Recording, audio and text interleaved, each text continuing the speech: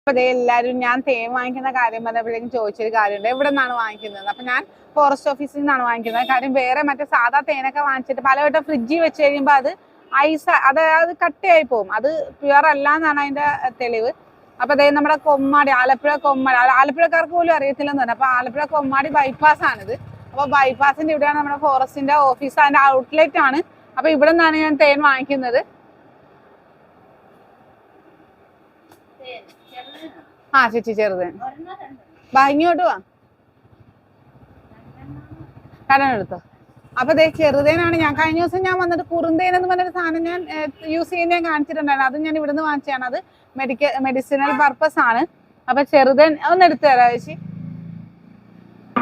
ഇതാണ് നമ്മുടെ വനശ്രീയുടെ, ഇത് ഫോറസ്റ്റിന്റെ ഔട്ട്ലെറ്റ് ആണ് വനശ്രീയുടെ ചെറുതേൻ. അപ്പൊ ഞാൻ ഇവിടെ നിന്നാണ് വാങ്ങിക്കാറ്. ഇത് 1/4 കിലോ ആണ് കേട്ടോ. ഇത് നമ്മുടെ 250 ആണ് വരുന്നത്.